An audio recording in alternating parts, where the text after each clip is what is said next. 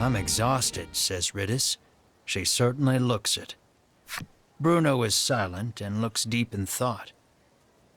As you head into the village after your friends, another headache splits your skull. This place. Something about it is triggering a memory that feels like it's trying to claw its way out of your brain. Let's rest up at the inn, suggests Melanie, taking in everyone's state.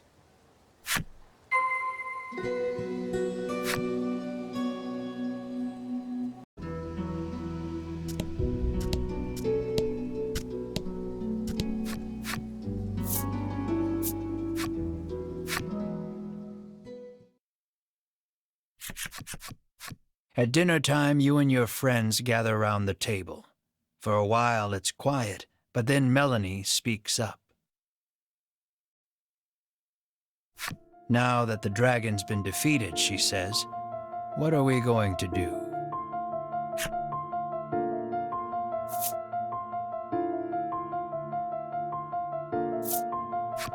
In truth, the Ivory Order wanted to capture the dragon alive, but Sherwin killed him. You can't help feeling the Ivory Order is still hiding something about this island, the dragon and the medicine. We might want to look into this island a bit more, suggests Melanie. Bruno agrees with you. They call this place Mount Medica. Something tells me there are still secrets to uncover. Whether you go after the Ivory Order or investigate the island, first and foremost, you need information. The Overseer should be pretty knowledgeable about the island, reasons Melanie. You decide to pay a visit to the Overseer after a good night's rest.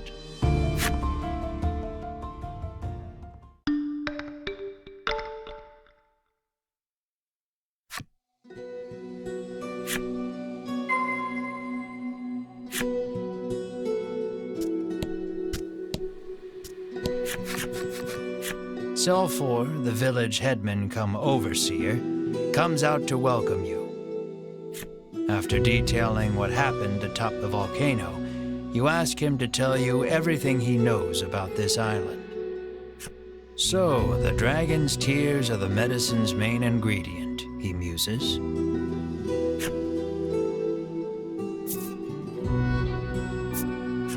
You ask Selfor if the medicine is made on this island. After a moment, he begins speaking in a quiet voice.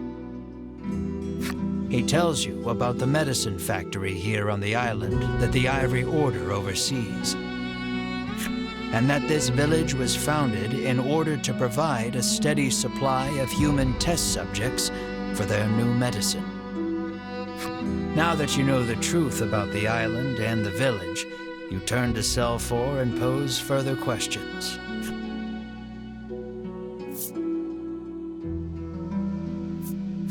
What do you mean, testing new medicine, you ask? Selfor explains that before the Ivory Order sends any of its medicines out to the greater world, they test them here first. With all the new medicines they're constantly prescribed, the villagers here suffer strange side effects. All except Selfor, who says he's exempt from the tests on account of being in charge of the village on the Order's behalf.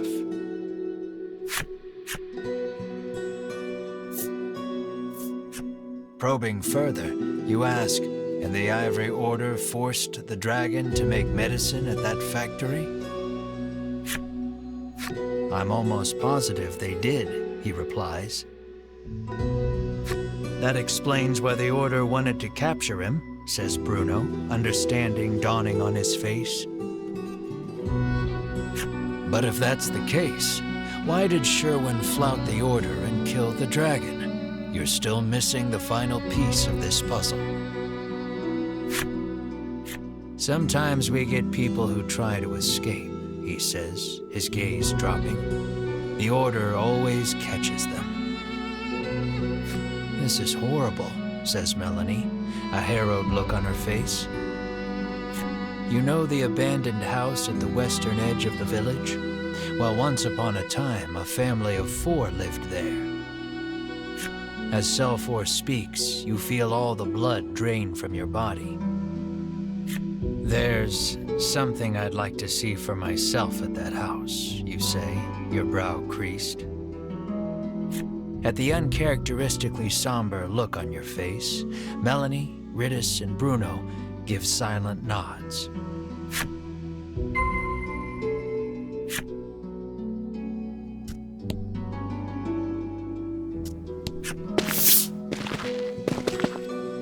You stand before the dilapidated house. It looks like no one's lived here for a long, long time. You open the door and go inside, your gaze roving across the dusty space. Your eyes land on a progression of horizontal notches on the lower section of a support beam, markings to measure a child's growth. And carved into the beam beside the markings are your and Mar's names. Seeing your names unleashes a flood of memories you hadn't realized you'd kept locked away.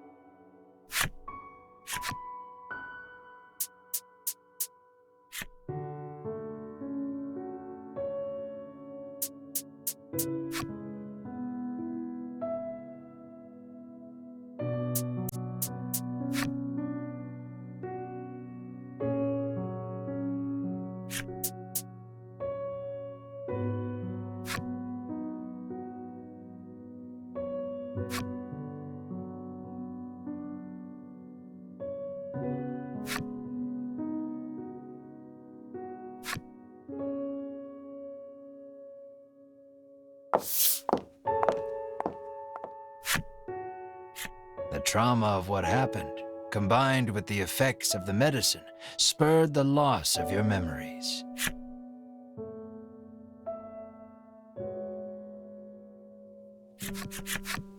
But now you remember the horror in full detail.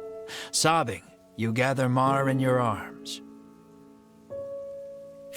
Melanie, Riddis, and Bruno just stand there in silence, absorbing the truth of your origins. Melanie, who knows all too well the pain of losing your parents, turns to you with tears on her cheeks. We have a lot in common, you and I. That's how we've made it this far together, she says softly.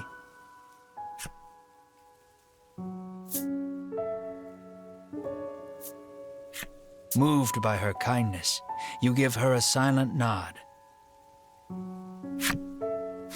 But I've still got farther to go, you say, scrubbing your face dry. As painful as those memories are, something the Ivory Order disciples said gave you hope. If you can get your hands on an undiluted solution of dragon tear, you can restore Mar to her human form. And what was that about the place they called the mausoleum?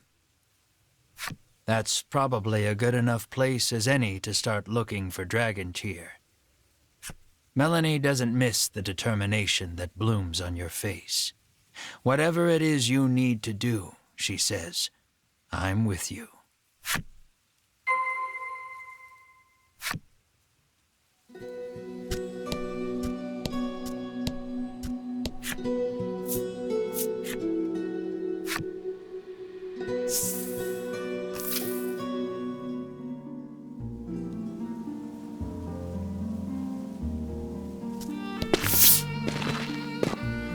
A giant boulder impedes the path. You stop, unable to go any farther. But when you turn around, who do you see but the Ivory Order trio? In a flash, you draw your weapons, but Hedwyn calls out, "Wait." Unlike the other times you've crossed paths, the trio doesn't seem keen on fighting you. You lower your weapons in response. Conveniently, you've got some questions for them anyway.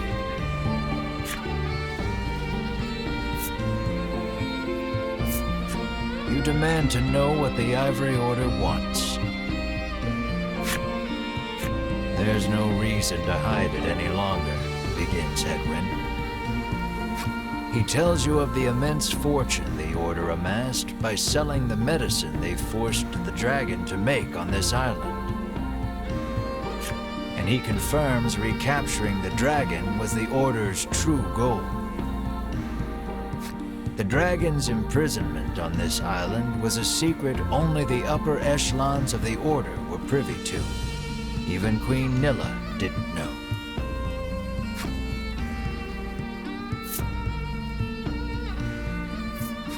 You ask where Sherwin disappeared to after he killed the dragon atop the volcano. We too seek Sherwin, says Winifred. Atop the volcano, Sherwin swore to destroy that place. Hedwyn says he was talking about the mausoleum. Winifred ponders the question of why Sherwin would betray the Order and kill the dragon. Alas, we cannot get to the mausoleum with this in our way, Hedwyn says, gesturing to the giant boulder. Upon closer examination of the boulder, you see fissures spidering along its surface. Perhaps it was weakened by the earthquake caused by the volcano erupting. With the right approach, you might be able to force your way through after all.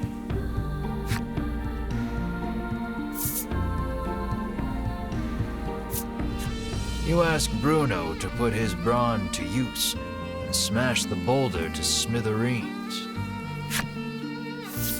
He squares off in front of the giant stone and strikes the fissure with a mighty knife-edged chop. Silence rings for a moment before the boulder crumbles to dust. The Ivory Order trio offers a curt thanks before hurrying on ahead. The jerks.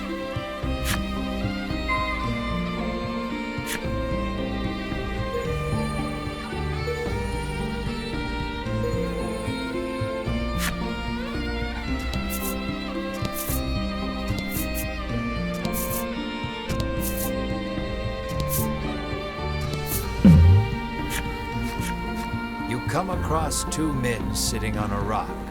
They take no notice of you or the party, but you listen in and deduce that they are a pair of thieves.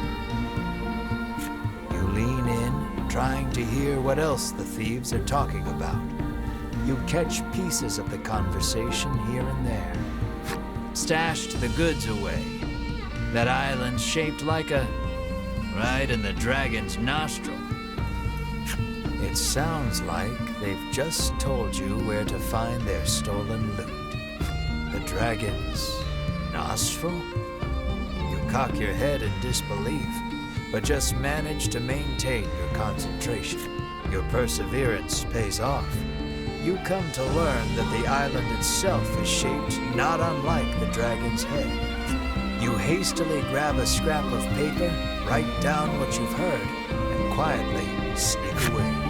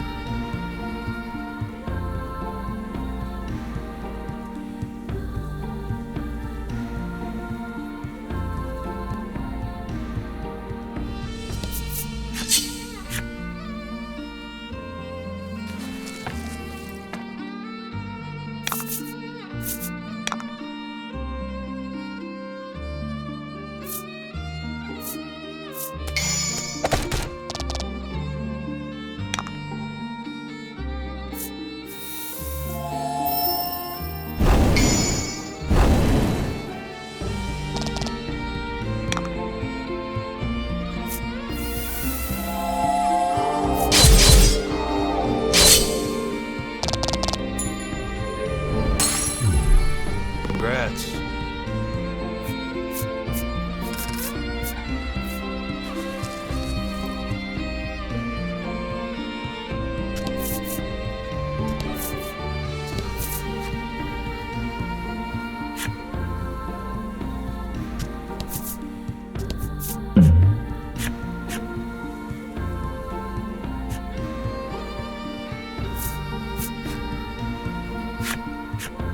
You're in luck. I have some rare items for sale, she remarks, lining up some goods before you.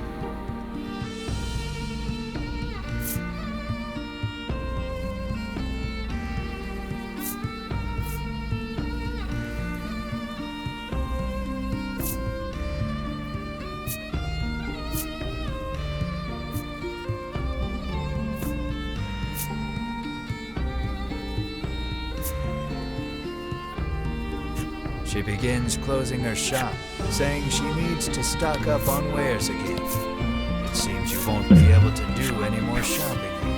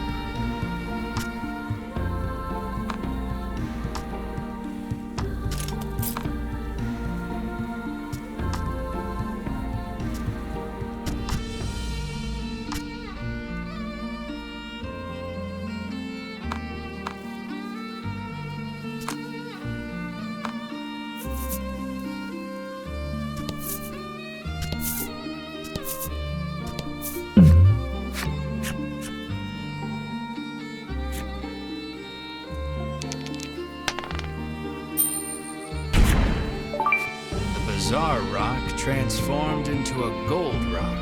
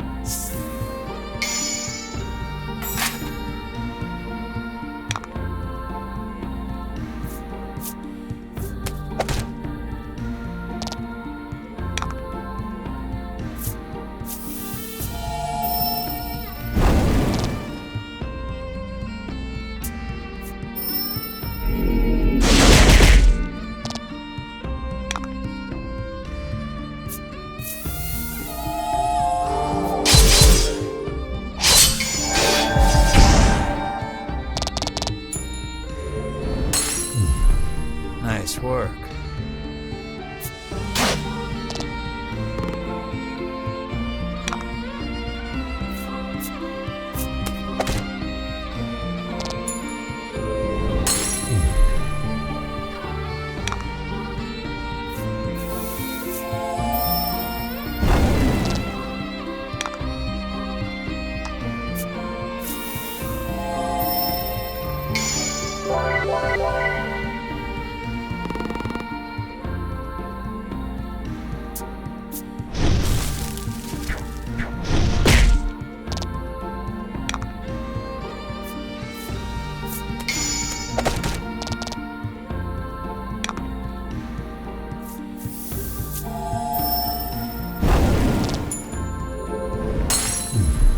Good work.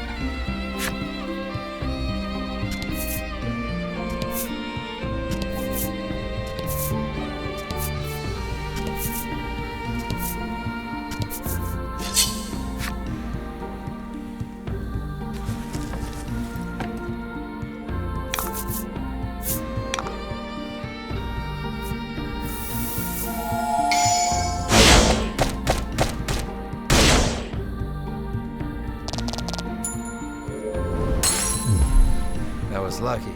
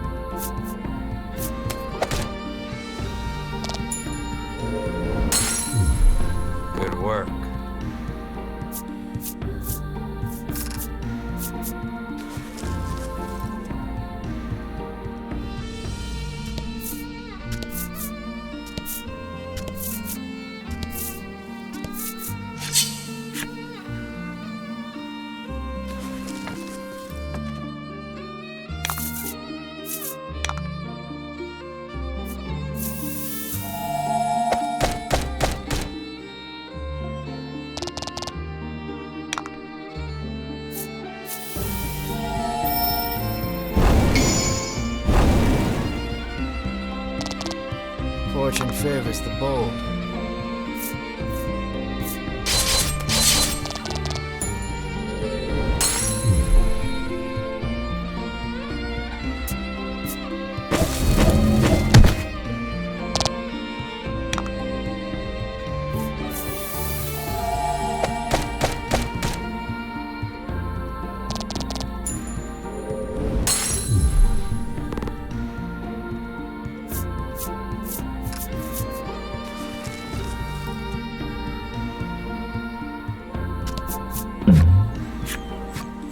You found a Stela, but upon further inspection, it doesn't appear to do anything special. But surely, it's not simply stood here for the sake of it. You make note of it in case you're told to seek out another Stela later.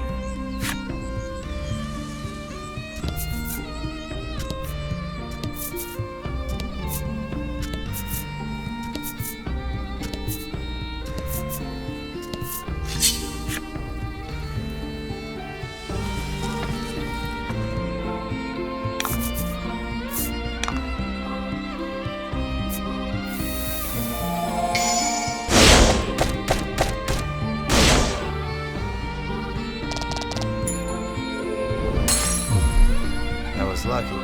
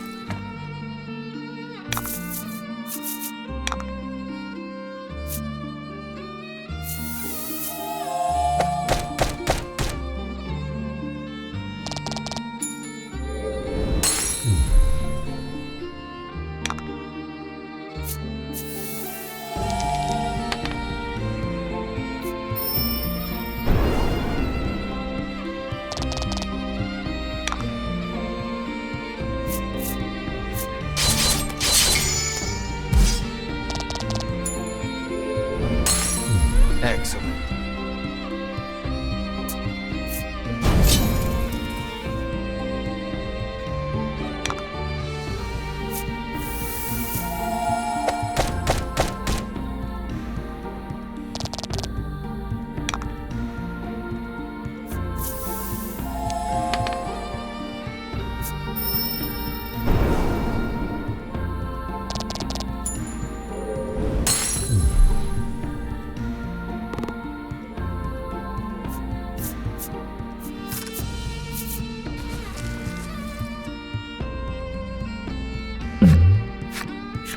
Pick up a scrap of paper dropped by some manner of monster. It has a message scrawled on it in crude lettering. Clearly, whoever dropped this message did not want to forget where the stolen treasure. You stash the scrap of paper in your pack and resolve to keep an eye out for the treasure on your travels.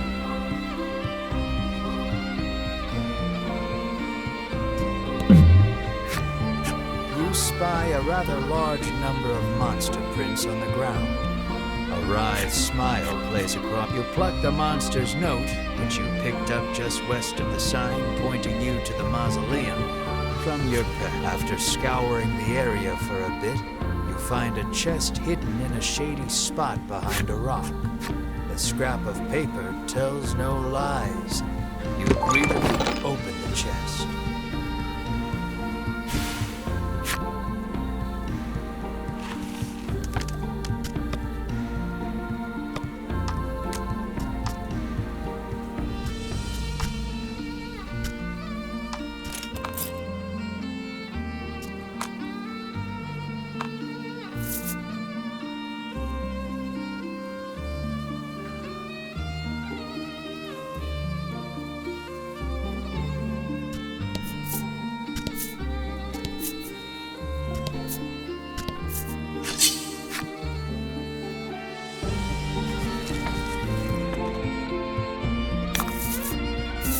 out the enemy.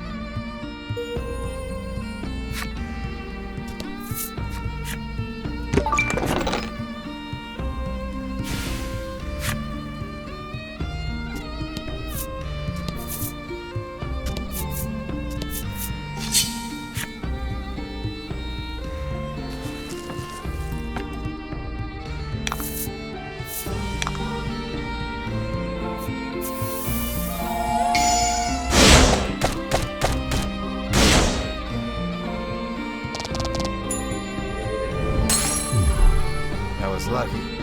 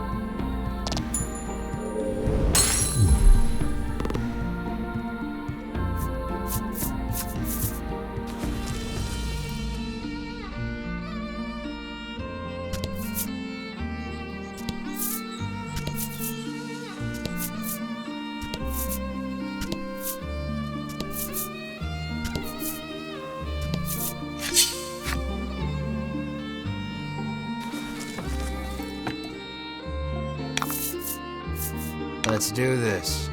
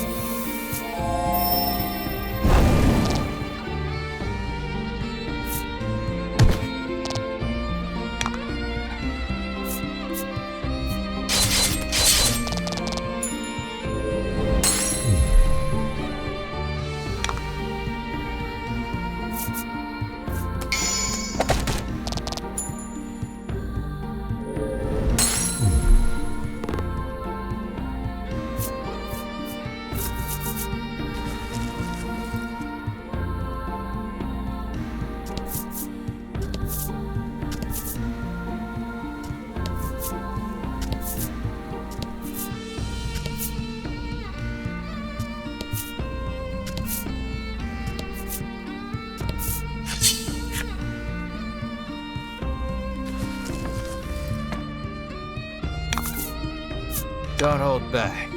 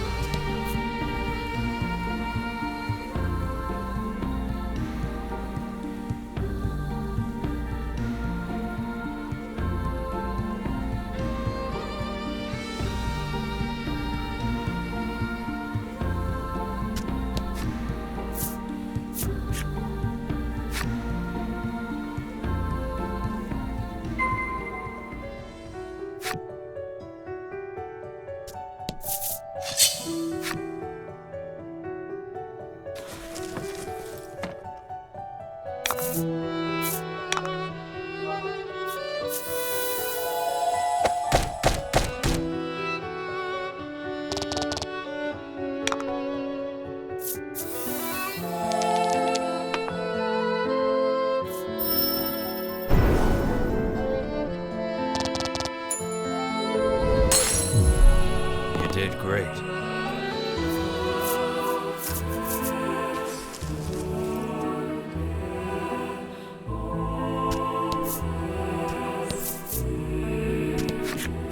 You catch sight of figures you're pretty sure are Ivory Order disciples standing at the door to the mausoleum.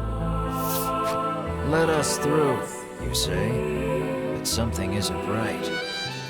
Trespassers will be disposed of on orders of Master Sherwin. Kill, they murmur dispassionately, and then attack.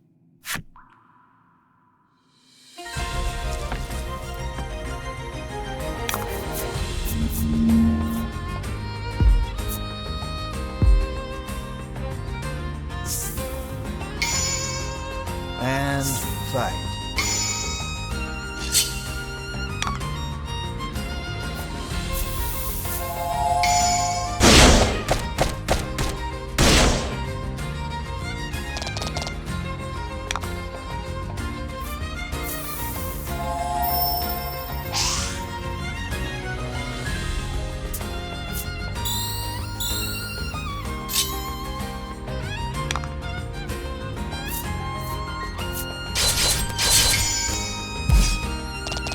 Nice work.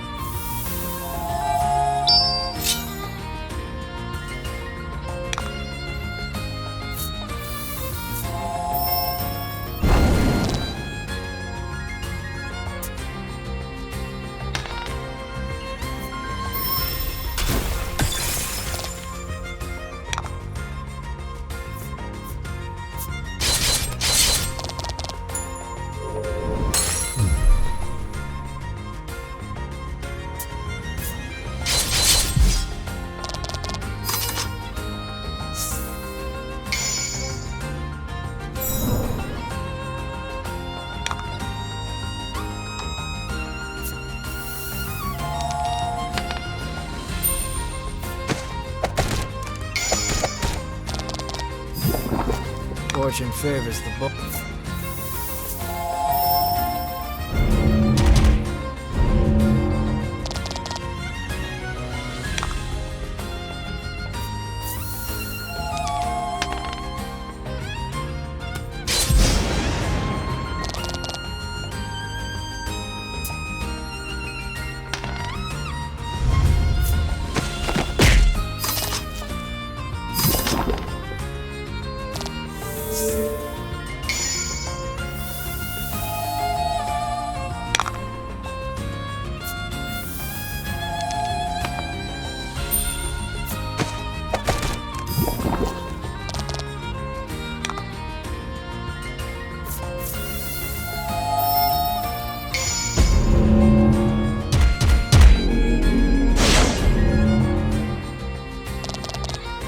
Nice work.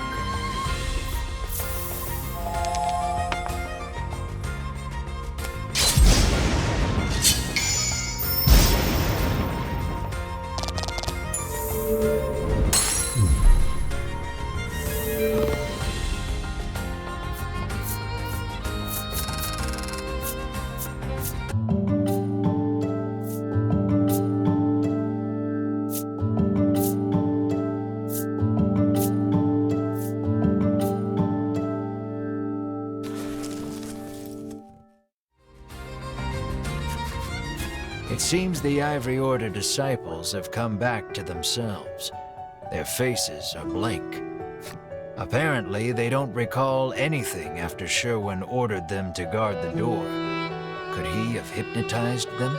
The Ivory Order disciples are gone.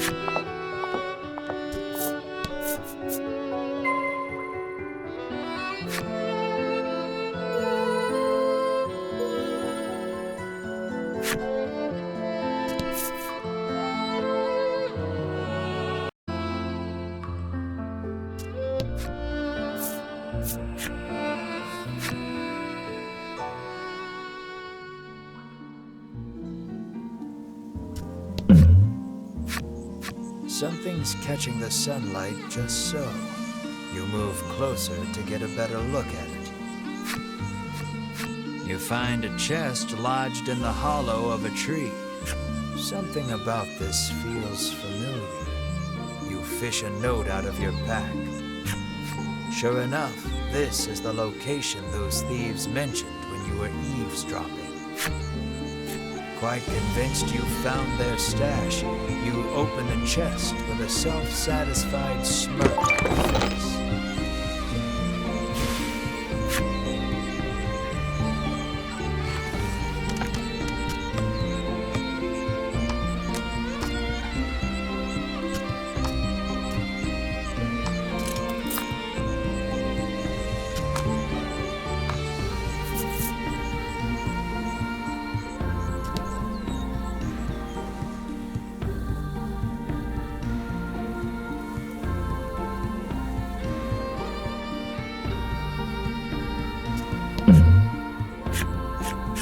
Spot a sign standing prominently on the cape. This sign reads, "Strike the Stela somewhere on this island." Oh yeah? What will happen if you do, you wonder?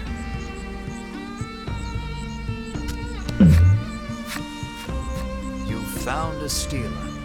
You try gently knocking on it, as if to test its solidity. You swear you feel a rumble coming from the east.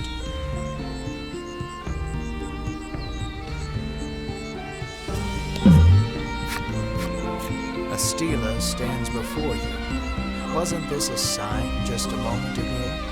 Great. Now you're seeing things. There's a message engraved on the Stela. It reads, "Those who would cross must strike me true." You see another island across the sea. Why striking a Stela would allow you to cross, you haven't a clue. You give the Stela a solid thwack. Not a moment later, the entire party begins to levitate.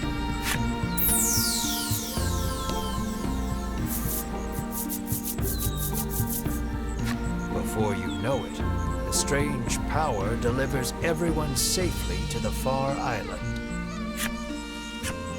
Without warning, an old man leaps from the underbrush. "My replacement," he screeches. He sidles up to you. "Mind living on this here island in my stead?" he offers cloyingly. "Ew, no," you sneer. "Then by force it is," he shouts, leaping toward you.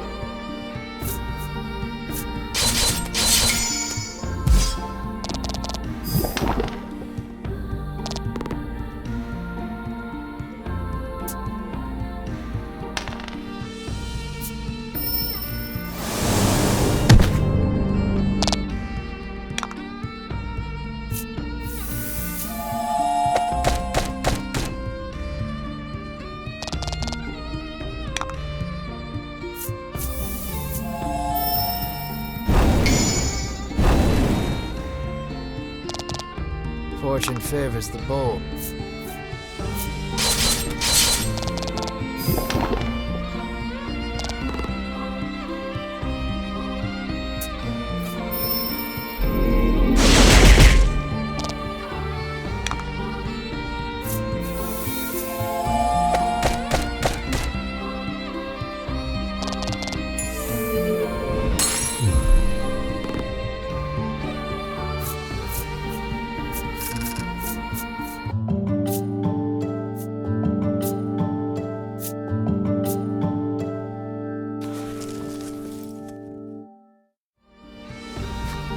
This island is cursed, the hermit explains, and he along with it, doomed to spend eternity here unless he finds someone to take his place.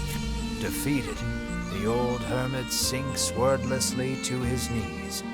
Monsters suddenly appear from who knows where. They surround the dejected old man and let out bitter cries of lament. "Come to console me, have you?" he says sweetly, petting each of them gently. He quietly nods, rises to his feet, and makes his way to you. "The island gets as lonely as I do. Someone's got to keep her company."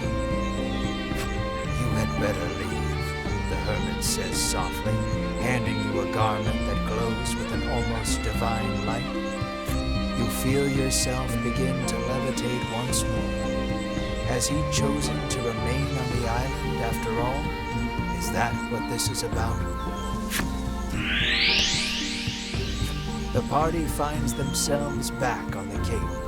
The stela that once rose from the sand is nowhere to be found. You turn your gaze toward the hazy, solitary island in the distance. "Farewell," you say quietly into the wind.